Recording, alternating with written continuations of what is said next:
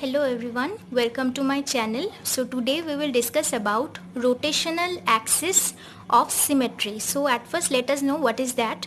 Actually, rotational axis of a molecule is an imaginary axis passing through the molecule such that if the molecule rotates about this axis through an angle of 360 degree divided by n, then results in an equivalent structure or orientation that is superimposable with the original one.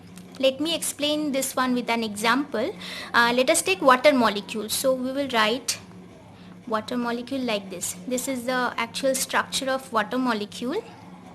Okay, so I'm naming this one as HA and this one as HB. Okay, so let us assume we are rotating this molecule through this axis. Okay, so if HA will go in HB's place and HB will come in HA's place, then a equivalent structure will be generated, right? So we have to rotate this molecule through 180 degree, right? So what is the value of n here? Here the value of n is 360 degree divided by 180 degree. That means 2. That means we can say that this molecule has C2 axis of symmetry and this C2 is this one. Through this axis we are rotating the molecule.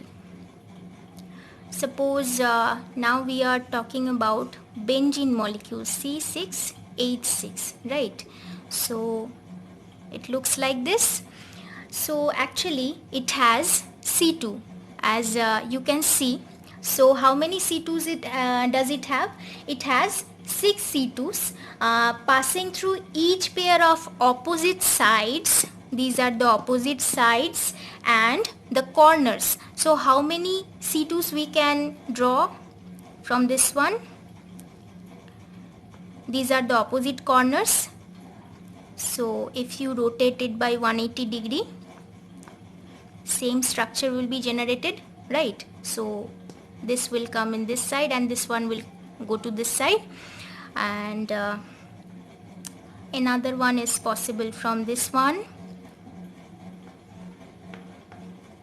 and next one is possible from these two opposite corners, and again from opposite sides we can have also C2s.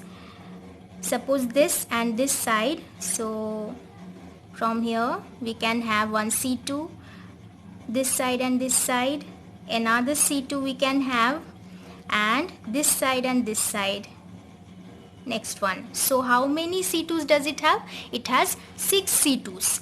Apart from this, it has a C6 axis of symmetry passing vertically through the center of the molecule.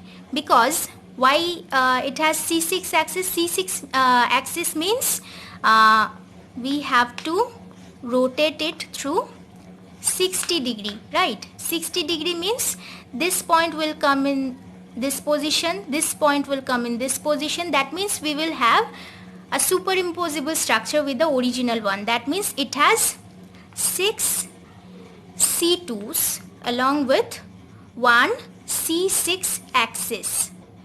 Now we have to keep in mind that the value of n can never be a fraction, because in this case every Cn operation will give the superimposable structure, that is the equivalent structures. And if a molecule possesses Cn axis with different values of n, here you can see benzene is having 6 C2s and 1 C6, that means here the value of n is 2 and here 6.